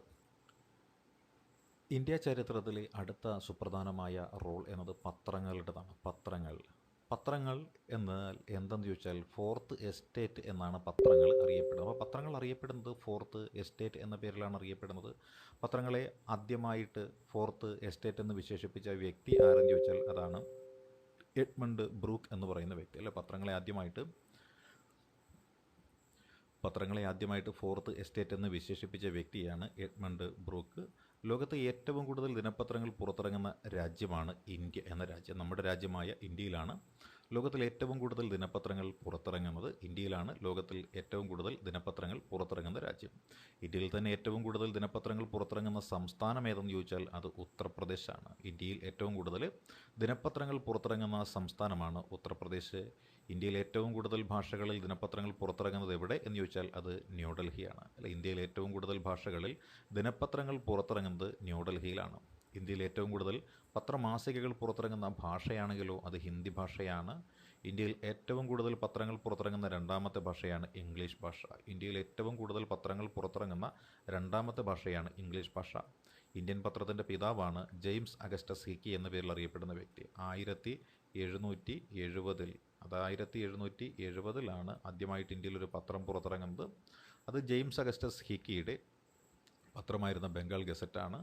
ഇന്ത്യൻ പത്രപ്രവർത്തനത്തിൻ്റെ പിതാവ് എന്ന പേരിൽ അറിയപ്പെടുന്നത് ചലപതി റാവുവിനെയാണെങ്കിലും ഇന്ത്യൻ പത്രപ്രവർത്തനത്തിൻ്റെ വന്ധ്യവയോധികൻ എന്ന് വിശേഷിപ്പിക്കുന്നത് തുഷാർ കാന്തി ഘോഷിനെയാണ്. നമ്മുടെ ഇന്ത്യ നാട്ടുരാജ്യത്ത് പ്രാദേശിക ഭാഷയിൽ പത്രങ്ങൾ പാടില്ല എന്ന് പറഞ്ഞുകൊണ്ട് വെർണാക്കുലർ പ്രസ് ആക്ട് അഥവാ നാട്ടുഭാഷ പത്ര നിയമം അല്ലെങ്കിൽ പ്രാദേശിക പത്ര നിയമം നടപ്പിലാക്കിയ വ്യക്തിയാണ്, അല്ലെങ്കിൽ വൈസ്രോയി ആയിരുന്നു ലിട്ടൺ പ്രഭു എന്ന പ്രഭു. അതേപോലെ ദേശീയ സമരകാലത്ത് ഇന്ത്യൻ പത്രങ്ങളുടെ വിമോചകനായി കണക്കാക്കിയിരുന്ന വ്യക്തിയാണ് ചാൾസ് മെറ്റ്കഫ്. അദ്ദേഹത്തെയാണ് നമ്മൾ ലിബറേറ്റർ ഓഫ് ഇന്ത്യൻ പ്രസ് എന്ന് വിശേഷിപ്പിക്കുന്നത്. അപ്പോൾ ഇന്ത്യൻ പ്രസ്സുകളെ ആ പത്ര നിയമങ്ങളിൽ നിന്നും മോചിപ്പിച്ച വ്യക്തിയാണ് ചാൾസ് മെറ്റ്കഫ് എന്ന് പറയുന്നത്. ലോകത്തിലെ ആദ്യത്തെ വർത്തമാന പത്രം ഏത് എന്ന ചോദ്യത്തിൻ്റെ ഉത്തരമാണ് പീക്കിംഗ് ഗസറ്റ് എന്ന് പറയുന്നത്. പീക്കിംഗ് ഗസറ്റ്, നമ്മൾ നേരത്തെ ബംഗാൾ ഗസറ്റിൻ്റെ തീയതി വർഷം പറഞ്ഞ 1780 ബംഗാൾ ഗസറ്റ് എന്ന പത്രത്തിൻ്റെ വർഷം. 1780 ബംഗാൾ ഗസറ്റ് അഥവാ the general Calcutta general advertiser എന്ന പേരിലാണ് ഈ പറയുന്ന പത്രം 1780 ജെയിംസ് അഗസ്റ്റസ് ഹിക്കി പുറത്തിറക്കിയ പത്രം എന്ന് പറയുന്നത്. ലോകത്തിലെ ആദ്യത്തെ വർത്തമാന പത്രം ഏത് എന്ന ചോദ്യത്തിൻ്റെ ഉത്തരമാണ് പീക്കിംഗ് ഗസറ്റ് എന്ന് പറയുന്നത്. ചൈനയിലാണ് പീക്കിംഗ് ഗസറ്റ് എന്ന പേരിലൊരു പത്രം ഇറങ്ങിയത്. ലോകത്തിലെ തന്നെ ഏറ്റവും പ്രചാരമുള്ള ദിനപത്രമാണ് യോമിയൂരി എന്ന് പറയുന്ന യോമിയൂരി, അത് യോമിയൂരി ഷിംബൻ എന്നാണ് പത്രത്തിൻ്റെ പേര്. ലോകത്തിൽ ഏറ്റവും കൂടുതൽ പ്രചാരമുള്ള ദിനപത്രമാണ് യോമിയൂരി ഷിംബൻ. ലോകത്തിലെ ഏറ്റവും പ്രചാരമുള്ള ദിനപത്രത്തിൻ്റെ പേരാണ് യോമിയൂരി ഷിംബൻ എന്ന പത്രം. അപ്പോൾ യോമിയൂരി ഷിംബൻ എന്ന പത്രം ലോകത്തിലെ ഏറ്റവും പ്രചാരമുള്ള ഒരു ദിനപത്രമാണ്. യോമിയൂരി ഷിംബനാണ് ലോകത്തിലെ ഏറ്റവും പ്രചാരമുള്ള ദിനപത്രം. ഇന്ത്യയിലെ ആദ്യത്തെ ദിനപത്രം ഏതെന്ന് വെച്ചാൽ അത് ബംഗാൾ ഗസറ്റാണ്. 1780 ജനുവരി 29 ബംഗാൾ ഗസറ്റ് എന്ന ഇന്ത്യയിലെ ആദ്യത്തെ ദിനപത്രം പ്രസിദ്ധീകരിക്കപ്പെട്ടത്. ബംഗാൾ ഗസറ്റ് എന്ന പത്രം ആരംഭിച്ച വ്യക്തിയാണ് ജെയിംസ് അഗസ്റ്റസ് ഹിക്കിയാണ്. അപ്പോൾ ജെയിംസ് അഗസ്റ്റസ് ഹിക്കി ആരംഭിച്ച പത്രമാണ് ബംഗാൾ ഗസറ്റ് എന്ന പേരിൽ അറിയപ്പെടുന്നത്. കൊൽക്കത്തയിൽ നിന്നാണ് ബംഗാൾ ഗസറ്റ് എന്ന പത്രം പ്രസിദ്ധീകരിക്കപ്പെട്ടത്. അപ്പോൾ കൊൽക്കത്തയിൽ നിന്ന് പ്രസിദ്ധീകരിക്കപ്പെട്ട പത്രമായിരുന്നു ബംഗാൾ ഗസറ്റ്. ഇത് കൽക്കട്ട ജനറൽ അഡ്വർടൈസർ എന്ന പേരിലും അറിയപ്പെടുന്ന പത്രമാണ്. അപ്പോൾ കൽക്കട്ട ജനറൽ അഡ്വർടൈസർ എന്ന പേരിലും അറിയപ്പെടുന്ന പത്രമാണ് ഏത് പത്രം? നമ്മുടെ ബംഗാൾ ഗസറ്റ് എന്ന് പറയുന്ന പത്രം. ഇത് ഇംഗ്ലീഷ് ഭാഷയിലാണ് പ്രസിദ്ധീകരിക്കപ്പെട്ടത്. ഇംഗ്ലീഷ് ഭാഷയിൽ പ്രസിദ്ധീകരിക്കപ്പെട്ട പത്രമായിരുന്നു ബംഗാൾ ഗസറ്റ്. ഇന്ത്യയിലെ ആദ്യത്തെ സായാഹ്ന പത്രം ദ മദ്രാസ് മെയിൽ എന്ന പത്രമായിരുന്നു. ഇന്ത്യയിലെ ആദ്യത്തെ സായാഹ്ന പത്രമായിരുന്നു ദ മദ്രാസ് മെയിൽ എന്നത്. 1868 ദ മദ്രാസ് മെയിൽ എന്ന പത്രം 1868 പ്രസിദ്ധീകരിക്കപ്പെട്ടത്. ഇന്ത്യയിലെ ആദ്യത്തെ ഈ ന്യൂസ് പേപ്പർ ഏത് എന്ന ചോദ്യമാണ് ദ ഫിനാൻഷ്യൽ എക്സ്പ്രസ് എന്ന് പറയുന്നത്. ഇന്ത്യയിലെ ആദ്യത്തെ ഈ ന്യൂസ് പേപ്പറിൻ്റെ പേരാണ് ദ ഫിനാൻഷ്യൽ എക്സ്പ്രസ്. ഇത് 2002 പ്രസിദ്ധീകരിക്കപ്പെട്ടത്. ഇന്ത്യയിലെ ആദ്യത്തെ ഈ ന്യൂസ് പേപ്പറിൻ്റെ പേരാണ് ദ ഫിനാൻഷ്യൽ എക്സ്പ്രസ്. ഇത് 2002 പ്രസിദ്ധീകരിക്കപ്പെട്ടത്. നിലവിൽ പ്രസിദ്ധീകരണം തുടരുന്ന ഇന്ത്യയിലെ ഏറ്റവും പഴയ ദിനപത്രത്തിൻ്റെ പേരാണ് ഏത്? ദ ബോംബെ സമാചാർ എന്നത്. നിലവിൽ പ്രസിദ്ധീകരണം തുടരുന്ന ഇന്ത്യയിലെ ഏറ്റവും പഴയ ദിനപത്രമാണ് ബോംബെ സമാചാർ എന്നത്. 1822 ബോംബെ സമാചാർ സ്ഥാപിക്കപ്പെട്ടത്. 1822 ബോംബെ സമാചാർ സ്ഥാപിക്കപ്പെട്ടത്. ഇതിൻ്റെ സ്ഥാപകനായിട്ട് കണക്കാക്കുന്നത് ഫർദുൻജി മുറാസ്ബാനെയാണ്. ഫർദുൻജി മുറാസ്ബാനാണ് 1822 ബോംബെ സമാചാർ എന്ന പത്രം സ്ഥാപിച്ചിരിക്കുന്നത്. ബോംബെ സമാചാർ എന്നത് ഗുജറാത്തി ഭാഷയിൽ പ്രസിദ്ധീകരിക്കപ്പെട്ട ഒരു പത്രമാണ്. ഗുജറാത്തി ഭാഷയിൽ പ്രസിദ്ധീകരിക്കപ്പെട്ട പത്രമാണ് ബോംബെ സമാചാർ. ബോംബെ സമാചാർ സ്ഥാപിച്ചത് ഫർദുൻജിയാണ്. ഫർദുൻജി മുറാസ്ബൻ ആണ് ബോംബെ സമാചാർ സ്ഥാപിച്ചിരിക്കുന്നത്. ആദ്യത്തെ ഇന്ത്യൻ ഭാഷ ദിനപത്രം ഏത് എന്ന് വെച്ചാൽ ഇന്ത്യൻ ഭാഷയിൽ പ്രസിദ്ധീകരിക്കപ്പെട്ട ആദ്യത്തെ ദിനപത്രമാണ് സമാചാർ ദർപ്പൺ. ഇത് ബംഗാളി ഭാഷയിലാണ് പ്രസിദ്ധീകരിക്കപ്പെട്ടിരിക്കുന്നത്. ആദ്യത്തെ ഇന്ത്യൻ ഭാഷ ദിനപത്രം ഏത് എന്ന ചോദ്യത്തിൻ്റെ ഉത്തരമാണ് സമാചാർ ദർപ്പൺ. ഇത് പ്രസിദ്ധീകരിക്കപ്പെട്ടിരിക്കുന്നത് ബംഗാളി ഭാഷയിലാണ്. ഇന്ത്യയിലെ ആദ്യത്തെ ഹിന്ദി പത്രം ഏത് എന്ന് ചോദിച്ചാൽ അതാണ് ഉദന്ത മാർത്താണ്ഡ എന്ന് പറയുന്ന പത്രമാണ് ഇന്ത്യയിലെ ആദ്യത്തെ ഹിന്ദി പത്രത്തിൻ്റെ പേരാണ് ഉദന്ത മാർത്താണ്ഡ. അരുണാചൽ പ്രദേശിൽ നിന്ന് പ്രസിദ്ധീകരിക്കുന്ന ആദ്യത്തെ ഹിന്ദി പത്രമാണ് അരുണഭൂമി എന്ന് പറയുന്നത്. അരുണാചൽ പ്രദേശിൽ നിന്ന് പ്രസിദ്ധീകരിക്കുന്ന ആദ്യത്തെ ഹിന്ദി പത്രത്തിൻ്റെ പേരാണ് അരുണഭൂമി എന്ന് പറയുന്നത്. ഇന്ത്യയിൽ ഏറ്റവും കൂടുതൽ പ്രചാരമുള്ള ദിനപത്രം ഏത് എന്ന ചോദ്യത്തിന് ഉത്തരമാണ് ദൈനിക് ഭാസ്കർ. ഇത് പ്രസിദ്ധീകരിക്കുന്ന ഭാഷ ഹിന്ദി ഭാഷയാണ്. ഇന്ത്യയിൽ ഏറ്റവും കൂടുതൽ പ്രചാരമുള്ള ഭാഷ ദിനപത്രമാണ് ഹിന്ദി ഭാഷയിലുള്ള ഏത് പത്രം? ദൈനിക് ഭാസ്കർ എന്ന പത്രം. ഇന്ത്യൻ ഭാഷ അല്ലെങ്കിൽ ഒരു ഇന്ത്യൻ ഭാഷയിൽ ഔദ്യോഗികമായി പ്രസിദ്ധീകരിച്ച ആദ്യത്തെ പത്രം ഏത് എന്ന ചോദ്യമാണ് സംവാദ കൗമുദി. ഇത് പ്രസിദ്ധീകരിച്ചത് രാജ റാം മോഹൻ റോയിയാണ്. അടുത്തത് PIB. എന്താണ് PIB എന്ന് നമുക്ക് നോക്കാം. അത് പ്രസ് ഇൻഫർമേഷൻ ബ്യൂറോ ആണ് PIB എന്ന ചുരുക്കപ്പേരിൽ അറിയപ്പെടുന്നത്. നാഷണൽ മീഡിയ സെൻറ്ററിനെ അടിസ്ഥാനമാക്കി ഗവൺമെൻറ് ഓഫ് ഇന്ത്യയുടെ നോഡൽ ഏജൻസി. നാഷണൽ മീഡിയ സെൻറ്ററിനെ അടിസ്ഥാനമാക്കിയുള്ള ഗവൺമെൻറ് ഓഫ് ഇന്ത്യയുടെ നോഡൽ ഏജൻസിയാണ് പ്രസ് ഇൻഫർമേഷൻ ബ്യൂറോ അഥവാ PIB എന്ന ചുരുക്കപ്പേരിൽ അറിയപ്പെടുന്നത്. ഇപ്പോൾ PIB ആണ് പ്രസ് ഇൻഫർമേഷൻ ബ്യൂറോ. ഇത് നാഷണൽ മീഡിയ സെൻറ്ററിനെ അടിസ്ഥാനമാക്കിയുള്ള ഗവൺമെൻറ് ഓഫ് ഇന്ത്യയുടെ നോഡൽ ഏജൻസിയാണ്. PIB നിലവിൽ വന്നത് 1919 1919 PIB നിലവിൽ വന്നത്. PIB നിലവിൽ വന്നത് 1919 PIBയുടെ ആസ്ഥാനം ന്യൂഡൽഹിയിലാണ്. PIBയുടെ ആസ്ഥാനം ന്യൂഡൽഹിയിലാണ് സ്ഥിതി ചെയ്യുന്നത്. ഇന്ത്യൻ പത്രങ്ങൾക്ക് ആവശ്യമായ എല്ലാ തരത്തിലുള്ള സഹായങ്ങളും ചെയ്തു കൊടുക്കുക എന്നതാണ് PIBയുടെ ഉദ്യമം. അതായത് ഇന്ത്യൻ പത്രങ്ങൾക്ക് ആവശ്യമായ എല്ലാ തരത്തിലുള്ള സഹായങ്ങളും ചെയ്തു കൊടുക്കുകയും അവയുടെ സ്ഥിതിവിവര കണക്കുകൾ ശേഖരിക്കുകയും ചെയ്യുന്ന സ്ഥാപനം അതാണ് office of registrar of newspapers for India. അതായത് registrar of newspapers for India എന്നും അറിയപ്പെടുന്ന സ്ഥാപനം. അതായത് registrar of newspapers for India എന്ന പേരിൽ അറിയപ്പെടുന്നൊരു സ്ഥാപനമുണ്ട്. ഈ സ്ഥാപനമാണ് പത്രങ്ങൾക്ക് ആവശ്യമായ സഹായങ്ങൾ ചെയ്തു കൊടുക്കുന്നത്, സ്ഥിതിവിവര കണക്കുകൾ ശേഖരിക്കുന്നത്. ഇതുകൊണ്ട് ഈ സ്ഥാപനം അറിയപ്പെടുന്ന പേരാണ് രജിസ്ട്രാർ ഓഫ് ന്യൂസ് പേപ്പേഴ്സ് എന്ന പേരിൽ അറിയപ്പെടുന്നു. ഇത് സ്ഥാപനം ചെയ്യപ്പെട്ടത് അല്ലെങ്കിൽ സ്ഥാപിതമായ വർഷമാണ് 1956 ജൂലൈ 1. 1956 ജൂലൈ മാസം 1 ഇത് സ്ഥാപിതമായത്. അതേപോലെ സംവാദ കൗമുദി എന്നുള്ള പത്രം നമ്മൾ നേരത്തെ പറഞ്ഞിരുന്നു. ആ സംവാദ കൗമുദി എന്നുള്ള പത്രത്തിൻ്റെ സ്ഥാപകനാരാണ്? രാജ റാം മോഹൻ റോയ് തന്നെയാണ്. ഇന്ത്യയിൽ തന്നെ ഏറ്റവും കൂടുതൽ പ്രചാരമുള്ളൊരു ഇംഗ്ലീഷ് ദിനപത്രമുണ്ട്. അത് 1838 സ്ഥാപിക്കപ്പെട്ട ടൈംസ് ഓഫ് ഇന്ത്യ എന്ന പത്രമാണ്. ടൈംസ് ഓഫ് ഇന്ത്യ എന്നുള്ള പത്രമാണ് ഇന്ത്യയിൽ ഏറ്റവും കൂടുതൽ പ്രചാരത്തിലുള്ള ഇംഗ്ലീഷ് ദിനപത്രമായി കണക്കാക്കുന്നത്.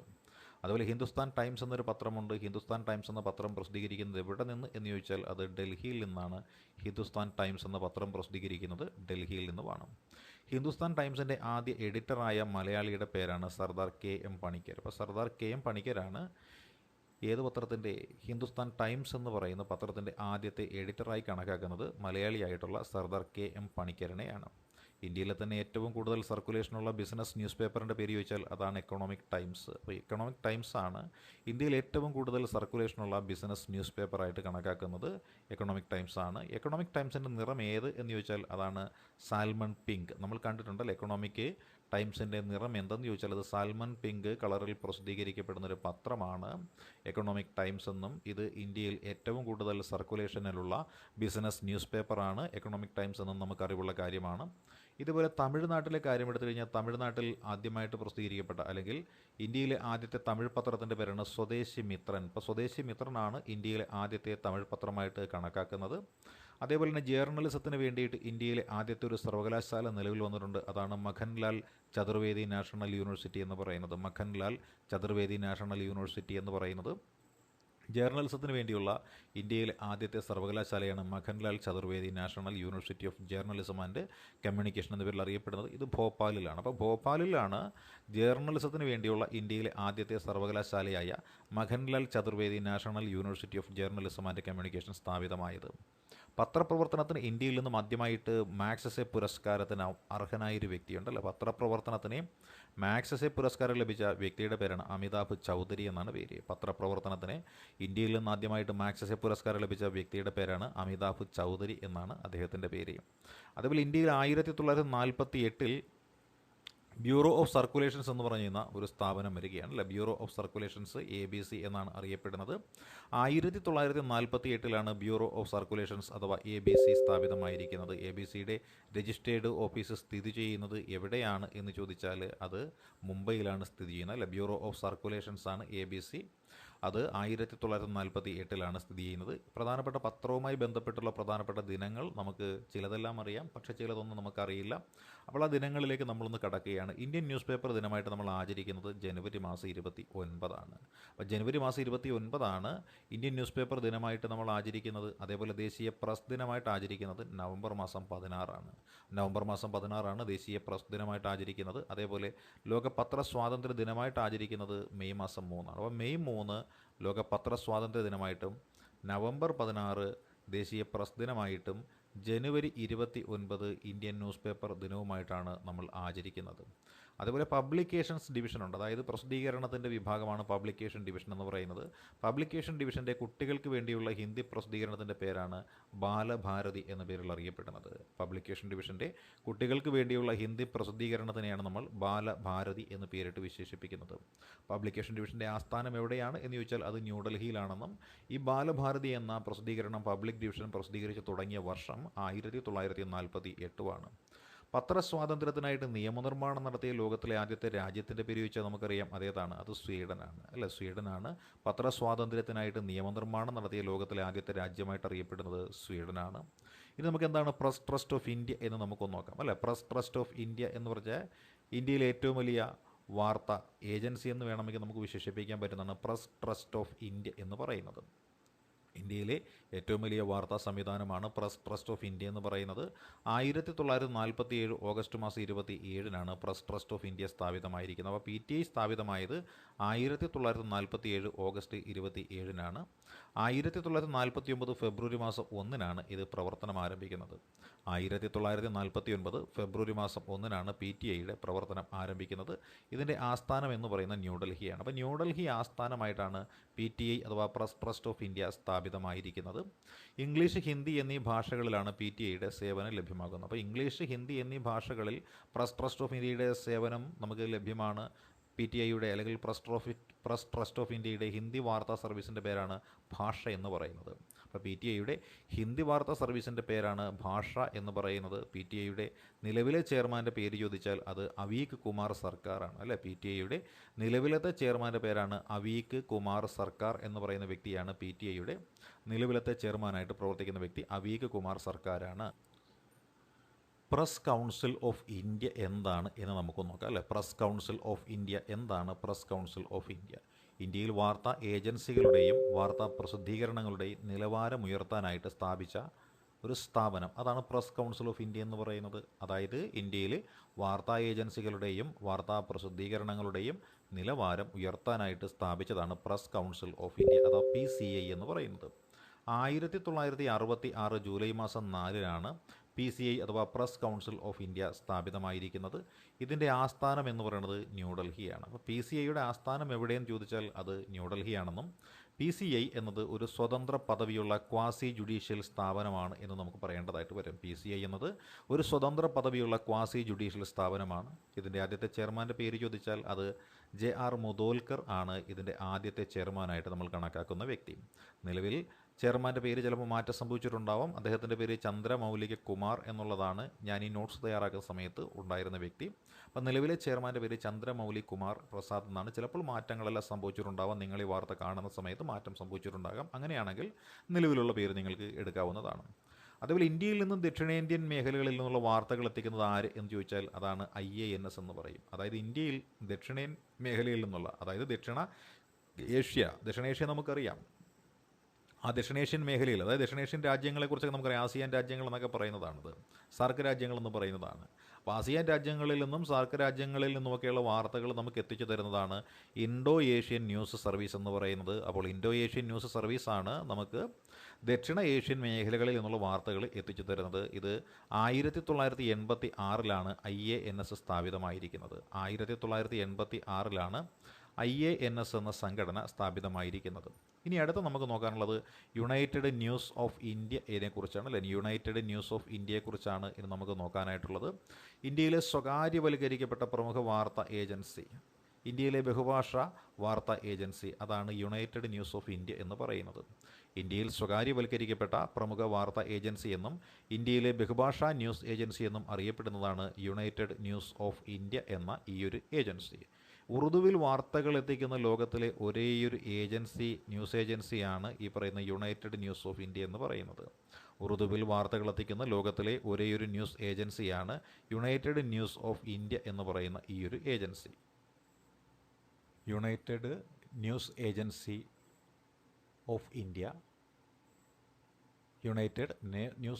ഓഫ് ഇന്ത്യ സ്ഥാപിതമായ വർഷം നമുക്കറിയാം 1961 യുണൈറ്റഡ് ന്യൂസ് ഏജൻസി സ്ഥാപിതമായത്. യുണൈറ്റഡ് ന്യൂസ് ഏജൻസി ഓഫ് ഇന്ത്യയുടെ സ്ഥാപകനായിട്ട് കണക്കാക്കുന്നത് ബിധാൻ ചന്ദ്ര റോയിയാണ് യുണൈറ്റഡ് ന്യൂസ് ഓഫ് ഇന്ത്യയുടെ സ്ഥാപകനായിട്ട് കണക്കാക്കുന്നത്. യുണൈറ്റഡ് ന്യൂസ് ഏജൻസി ഓഫ് ഇന്ത്യയുടെ ആസ്ഥാനം ന്യൂഡൽഹിയാണ് യുണൈറ്റഡ് ന്യൂസ് ഏജൻസി ഓഫ് ഇന്ത്യയുടെ ആസ്ഥാനമായി കണക്കാക്കുന്നത്. 1982 തുടങ്ങിയ ഹിന്ദി വാർത്താ സർവീസ്, അതിൻ്റെ പേരാണ് യൂണിവാർത്ത. 1982 തുടങ്ങിയ യുണൈറ്റഡ് ന്യൂസ് ഓഫ് ഇന്ത്യയുടെ ഹിന്ദി വാർത്താ സർവീസാണ് അറിയപ്പെടുന്നത്. ബ്രിട്ടീഷ് ഭരണകാലത്ത് ഇന്ത്യൻ ജനതയെ അവരനുഭവിക്കുന്ന ചൂഷണവും അതേപോലെ അനുഭവിച്ചുകൊണ്ടിരിക്കുന്ന അവകാശ നിഷേധങ്ങളെയും കുറിച്ച് ബോധവാന്മാരാക്കുന്നതിൽ ഈ പത്രങ്ങൾ ധാരാളം പങ്കുവഹിച്ചിട്ടുണ്ട്. ഇന്ത്യയുടെ ഓരോ ഭാഗത്തും നടക്കുന്ന അടിച്ചമർത്തലിനെക്കുറിച്ച്, മർദ്ദക ഭരണത്തെക്കുറിച്ച്, കൂട്ടക്കൊലകളെക്കുറിച്ചൊക്കെ ഇന്ത്യയിലെമ്പാടുമുള്ള ജനങ്ങൾക്ക് വിവരം നൽകിയത് ഈ പറയുന്ന പത്രങ്ങളാണ്. നമ്മുടെ രാജ്യത്തിൻ്റെ ഓരോ ഭാഗത്തും നടക്കുന്ന അടിച്ചമർത്തലിനെക്കുറിച്ചും മർദ്ദക ഭരണത്തെക്കുറിച്ചും കൂട്ടക്കൊലകളെക്കുറിച്ചുമൊക്കെ ഇന്ത്യയിലെമ്പാടുമുള്ള ജനങ്ങൾക്ക് വിവരം നൽകിയത് ഈ പത്രമാധ്യമങ്ങളാണ്. ബ്രിട്ടീഷ് ഭരണം നടത്തുന്ന സാമ്പത്തിക ചൂഷണങ്ങളെക്കുറിച്ച് നമുക്ക് വ്യക്തമായൊരു അവബോധം നൽകിയത് ഈ പത്രമാധ്യമങ്ങളാണ്. ബ്രിട്ടീഷ് ഭരണത്തിനെതിരായും ഇന്ത്യയിലെ സാമൂഹിക തിന്മകൾക്കെതിരായും പ്രതിഷേധിക്കുവാനും പ്രതികരിക്കുവാനും ജനങ്ങളെ പ്രേരിപ്പിച്ചതും ഈ പത്രമാധ്യമങ്ങൾ തന്നെയാണ്. ഇന്ത്യൻ സമൂഹത്തിലെ തിന്മകൾക്കും അനാചാരങ്ങൾക്കും എതിരായി നടക്കുന്ന സാമൂഹിക പരിഷ്കരണങ്ങളെക്കുറിച്ചും ജനങ്ങളെ ബോധവാന്മാരാക്കിയതും ഇതേ പത്രങ്ങൾ തന്നെയാണ്. ലോകത്തിൻ്റെ വിവിധ ഭാഗങ്ങളിൽ നടക്കുന്ന സ്വാതന്ത്ര്യ സമര പോരാട്ടങ്ങളെക്കുറിച്ചും ജനാധിപത്യത്തിനും സമത്വത്തിനുമായി ജനങ്ങൾ നടത്തുന്ന പോരാട്ടങ്ങളെക്കുറിച്ചും വിവരം നൽകിയതും ഇതേ പത്രങ്ങൾ തന്നെയാണ്. പ്ലേഗും ക്ഷാമവും മൂലം ഇന്ത്യയുടെ വിവിധ ഭാഗങ്ങളിൽ ആയിരക്കണക്കിന് ആളുകൾ മരണപ്പെട്ടു എന്നുള്ള വാർത്ത ലോകത്തെമ്പാടും എത്തിച്ചതും ഇതേ മാധ്യമങ്ങൾ തന്നെയാണ്. ദേശീയ സമരകാലത്ത് ഇന്ത്യയിൽ നിന്നും പ്രസിദ്ധീകരിക്കപ്പെട്ട ചില പത്രങ്ങളുണ്ട്. ആ പത്രങ്ങളെക്കുറിച്ചുള്ള വിവരങ്ങൾ കൂടി നമുക്കൊന്ന് പറഞ്ഞേക്കാം. രാജാറാം മോഹൻ റോയ് പ്രസിദ്ധീകരിച്ച പത്രങ്ങളുണ്ട്. രാജാറാം മോഹൻ റോയ് പ്രസിദ്ധീകരിച്ച പത്രങ്ങളായിരുന്നു സംവാദ കൗമുദി, മിറത്ത് ഉൾ അക്ബർ എന്നീ പത്രങ്ങൾ. ഇപ്പോൾ സംവാദ കൗമുദിയും മിറത്ത് ഉൾ അക്ബർ എന്ന പത്രവും പ്രസിദ്ധീകരിച്ചത് രാജാ റാം മോഹൻ റോയ് ആയിരുന്നു. സ്വാമി വിവേകാനന്ദനും പ്രസിദ്ധീകരിച്ചിട്ടുണ്ട് ദേശീയതയിൽ ഊന്നിയുള്ള പത്രങ്ങൾ. അതിൻ്റെ പേരായിരുന്നു പ്രബുദ്ധ ഭാരത്,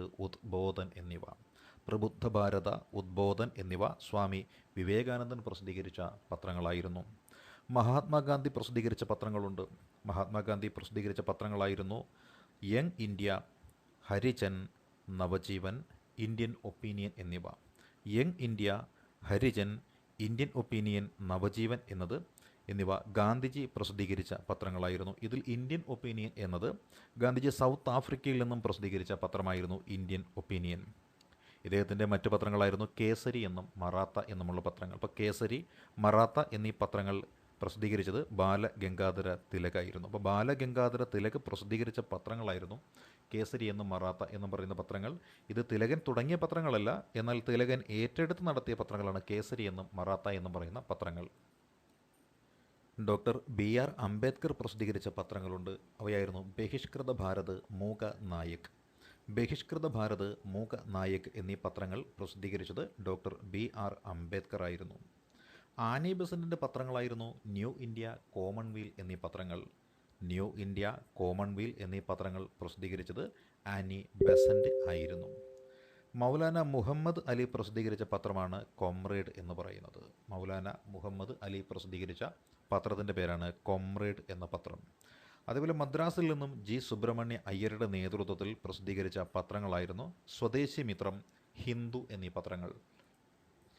സ്വദേശി മിത്രം, ഹിന്ദു എന്നീ പത്രങ്ങൾ പ്രസിദ്ധീകരിച്ചത് G. സുബ്രഹ്മണ്യ അയ്യറായിരുന്നു. ജെയിംസ് അഗസ്റ്റസ് ഹിക്കി പ്രസിദ്ധീകരിച്ച പത്രമാണ് ബംഗാൾ ഗസറ്റ് അഥവാ കൽക്കട്ട ജനറൽ അഡ്വർടൈസർ എന്ന പത്രം. ജെയിംസ് അഗസ്റ്റസ് ഹിക്കി പ്രസിദ്ധീകരിച്ച പത്രത്തിൻ്റെ പേരാണ് ബംഗാൾ ഗസറ്റ് അഥവാ കൽക്കട്ട ജനറൽ അഡ്വർടൈസർ എന്ന പത്രം. ഇതേപോലെ ഫിറോസ് ഷാ മേത്ത പ്രസിദ്ധീകരിച്ചൊരു പത്രമുണ്ട്. ഫിറോസ് ഷാ മേത്ത പ്രസിദ്ധീകരിച്ച പത്രത്തിൻ്റെ പേരാണ് ബോംബെ ക്രോണിക്കിൾ എന്നത്. ബോംബെ ക്രോണിക്കിൾ എന്നത് ഫിറോസ് ഷാ മേത്ത പ്രസിദ്ധീകരിച്ച പത്രമാണ് ബോംബെ ക്രോണിക്കിൾ. അരവിന്ദ് ഘോഷ് പ്രസിദ്ധീകരിച്ച പത്രത്തിൻ്റെ പേരായിരുന്നു കർമ്മയോഗി എന്നത്. അപ്പോൾ കർമ്മയോഗി എന്ന പത്രം പ്രസിദ്ധീകരിച്ചത് അരവിന്ദ് ഘോഷ് ആയിരുന്നു. മദൻ മോഹൻ മാളവ്യ പ്രസിദ്ധീകരിച്ച പത്രമാണ് ദ ലീഡർ എന്നത്. ദ ലീഡർ എന്ന പത്രം പ്രസിദ്ധീകരിച്ചത് മദൻ മോഹൻ മാളവ്യയായിരുന്നു. അമൃത് ബസാർ പത്രിക എന്ന പത്രം പ്രസിദ്ധീകരിച്ച രണ്ട് വ്യക്തികളുണ്ട്. ശിശിരകുമാർ ഘോഷും മോട്ടിലാൽ ഘോഷും. ശിശിരകുമാർ ഘോഷും മോട്ടിലാൽ ഘോഷും കൂടി ചേർന്ന് പ്രസിദ്ധീകരിച്ച പത്രമായിരുന്നു അമൃത് ബസാർ പത്രിക. ശിശിരകുമാർ ഘോഷ്, മോട്ടിലാൽ ഘോഷ് എന്നിവർ ചേർന്ന് പ്രസിദ്ധീകരിച്ച പത്രമാണ് അമൃത ബസാർ പത്രിക. ബരീന്ദ്രകുമാർ ഘോഷും ഭൂപേന്ദ്രനാഥ് ദത്തയും ചേർന്ന് പ്രസിദ്ധീകരിച്ച പത്രമായിരുന്നു യുഗാന്തർ. യുഗാന്തർ എന്ന പത്രം പ്രസിദ്ധീകരിച്ചത് ബരീന്ദ്രകുമാർ ഘോഷും ഭൂപേന്ദ്രനാഥ ദത്തയും കൂടി ചേർന്നാണ്. ജവഹർലാൽ നെഹ്റു പ്രസിദ്ധീകരിച്ച പത്രമായിരുന്നു നാഷണൽ ഹെറാൾഡ് എന്നത്. ജവഹർലാൽ നെഹ്റു പ്രസിദ്ധീകരിച്ച പത്രമായിരുന്നു നാഷണൽ ഹെറാൾഡ് എന്ന പത്രം ജവഹർലാൽ നെഹ്റുവിൻ്റെതാണ്. നേഷൻ എന്ന പത്രത്തിൻ്റെ വക്താവ് അല്ലെങ്കിൽ പ്രസിദ്ധീകരിച്ച വ്യക്തി ഗോപാലകൃഷ്ണ ഗോഖലെയായിരുന്നു. ഗോപാലകൃഷ്ണ ഗോഖലെയുടെ നേതൃത്വത്തിൽ പ്രസിദ്ധീകരിച്ച പത്രമാണ് നേഷൻ എന്നത്. സുരേന്ദ്രനാഥ ബാനർജിയുടെ നേതൃത്വത്തിൽ പ്രസിദ്ധീകരിക്കപ്പെട്ട പത്രമായിരുന്നു ബംഗാളി എന്ന പത്രം. സുരേന്ദ്രനാഥ ബാനർജിയുടെ നേതൃത്വത്തിൽ പ്രസിദ്ധീകരിക്കപ്പെട്ട പത്രമാണ് ബംഗാളി. ലാല ലജ്പത് റോയിയുടെ നേതൃത്വത്തിൽ പ്രസിദ്ധീകരിക്കപ്പെട്ട പത്രമായിരുന്നു വന്ദേ മാതരം. അത് ഉറുദുവിലും ആണ് പ്രസിദ്ധീകരിക്കപ്പെട്ടത്. ലാല ലജ്പത് റോയിയുടെ നേതൃത്വത്തിൽ ലാഹോറിൽ നിന്നും ഉറുദു ഭാഷയിൽ പ്രസിദ്ധീകരിക്കപ്പെട്ട പത്രമാണ് വന്ദേ മാതരം എന്നത്. ബിപിൻ ചന്ദ്രപാൽ ബംഗാളിൽ നിന്നും വന്ദേ മാതരം എന്ന പേരിൽ ഒരു ഇംഗ്ലീഷ് പത്രവും പ്രസിദ്ധീകരിച്ചിട്ടുണ്ട്. ഇംഗ്ലീഷ് ഭാഷയിൽ വന്ദേ മാതരം എന്ന പേരിൽ ബംഗാളിൽ നിന്നും പ്രസിദ്ധീകരിച്ചിരിക്കുന്നത് ബിപിൻ ചന്ദ്രപാലാണ്. പാരീസ് ഇന്ത്യ സൊസൈറ്റിയുടെ നേതൃത്വത്തിൽ മാഡം ഭിക്കാജി കാമയും വന്ദേ മാതരം എന്ന പേരിൽ പത്രം പ്രസിദ്ധീകരിച്ചിട്ടുണ്ട്. വന്ദേ മാതരം എന്ന പേരിൽ 3 പത്രങ്ങളുണ്ട്. ഒന്ന്, പാരീസ് ഇന്ത്യ സൊസൈറ്റിയുടെ നേതൃത്വത്തിൽ മാഡം ഭിക്കാജി കാമ പ്രസിദ്ധീകരിച്ചത്. ഇംഗ്ലീഷ് ഭാഷയിൽ ബംഗാളിൽ നിന്നും വന്ദേ മാതരം എന്ന പേരിൽ ബിപിൻ ചന്ദ്രപാൽ പ്രസിദ്ധീകരിച്ചത്. വന്ദേ മാതരം എന്ന പേരിൽ ഉറുദു ഭാഷയിൽ ലാഹോറിൽ നിന്നും ലാല ലജ്പത് റോയി പ്രസിദ്ധീകരിച്ചത്. ഇതായിരുന്നു വന്ദേ മാതരം എന്ന പത്രങ്ങൾ. മൗലാന അബുൽ കലാം ആസാദിൻ്റെ നേതൃത്വത്തിൽ പ്രസിദ്ധീകരിച്ച പത്രമാണ് അൽ ഹിലാൽ എന്ന പത്രം. അൽ ഹിലാൽ. അപ്പോൾ അൽ ഹിലാൽ എന്ന പത്രം പ്രസിദ്ധീകരിച്ചത് മൗലാന അബുൽ കലാം ആസാദിൻ്റെ നേതൃത്വത്തിലാണ്. ബങ്കിം ചന്ദ്ര ചാറ്റർജിയുടെ നേതൃത്വത്തിൽ പ്രസിദ്ധീകരിക്കപ്പെട്ട മറ്റൊരു പത്രമാണ് ബംഗ ദർശൻ എന്നത്. ബങ്കിം ചന്ദ്ര ചാറ്റർജിയുടെ നേതൃത്വത്തിൽ പ്രസിദ്ധീകരിക്കപ്പെട്ട മറ്റൊരു പത്രമാണ് ബംഗ ദർശനം എന്നത്. ദേവേന്ദ്രനാഥ ടാഗോറിൻ്റെ നേതൃത്വത്തിൽ പ്രസിദ്ധീകരിക്കപ്പെട്ട പത്രമായിരുന്നു നാഷണൽ പേപ്പർ എന്നും ഇന്ത്യൻ മിറർ എന്നുമൊക്കെ അറിയപ്പെട്ടിരുന്ന പത്രങ്ങൾ. ഇന്ത്യൻ മിററും നാഷണൽ പേപ്പർ എന്നീ പേരുകളിൽ അറിയപ്പെട്ട പത്രങ്ങൾ പ്രസിദ്ധീകരിച്ചത് ദേവേന്ദ്രനാഥ ടാഗോറായിരുന്നു. ഗോപാൽ ഹരി ദേശ്മുഖിൻ്റെ നേതൃത്വത്തിൽ പ്രസിദ്ധീകരിക്കപ്പെട്ട പത്രമാണ് ജ്ഞാനപ്രകാശ്, ഇന്ദുപ്രകാശ് എന്നിവ. ഗോപാൽ ഹരി ദേശ്മുഖിൻ്റെ നേതൃത്വത്തിൽ പ്രസിദ്ധീകരിക്കപ്പെട്ട പത്രമാണ് ജ്ഞാനപ്രകാശ്, ഇന്ദുപ്രകാശ് എന്നീ പത്രങ്ങൾ. ഫർദൂൻജി മുറാസ്ബാൻ പ്രസിദ്ധീകരിച്ച പത്രമാണ് ബോംബെ സമാചാർ. ഫർദൂൻജി മുറാസ്ബാൻ്റെ നേതൃത്വത്തിൽ പ്രസിദ്ധീകരിക്കപ്പെട്ട പത്രമാണ് ബോംബെ സമാചാർ. ദാദാഭായ് നവറോജിയുടെ നേതൃത്വത്തിൽ പ്രസിദ്ധീകരിക്കപ്പെട്ട പത്രമാണ് വോയിസ് ഓഫ് ഇന്ത്യ എന്നത്. ദാദാഭായ് നവറോജിയുടെ നേതൃത്വത്തിൽ പ്രസിദ്ധീകരിക്കപ്പെട്ട പത്രമാണ് വോയിസ് ഓഫ് ഇന്ത്യ എന്ന പത്രം. ഈശ്വരചന്ദ്ര വിദ്യാസാഗറുടെ നേതൃത്വത്തിൽ പ്രസിദ്ധീകരിക്കപ്പെട്ടതാണ് സോമപ്രകാശ് എന്ന പത്രം. അപ്പോൾ സോമപ്രകാശ് എന്ന പത്രം പ്രസിദ്ധീകരിക്കപ്പെട്ടത് ഈശ്വരചന്ദ്ര വിദ്യാസാഗറുടെ നേതൃത്വത്തിലാണ്. ഇത്രയും പ്രധാനപ്പെട്ട പത്രങ്ങൾ ഏതൊരു പരീക്ഷയ്ക്കും ചോദിക്കുവാൻ സാധ്യത കൽപ്പിക്കപ്പെടുന്നതാണ്. ബാസിസ് അക്കാഡമി നൽകുന്ന ക്ലാസ്സുകൾ നിങ്ങൾക്ക് ഇഷ്ടമാണെങ്കിൽ കമൻറ്റ് ബോക്സിൽ നിങ്ങളുടെ വിലയേറിയ അഭിപ്രായങ്ങൾ രേഖപ്പെടുത്തുക. താങ്ക്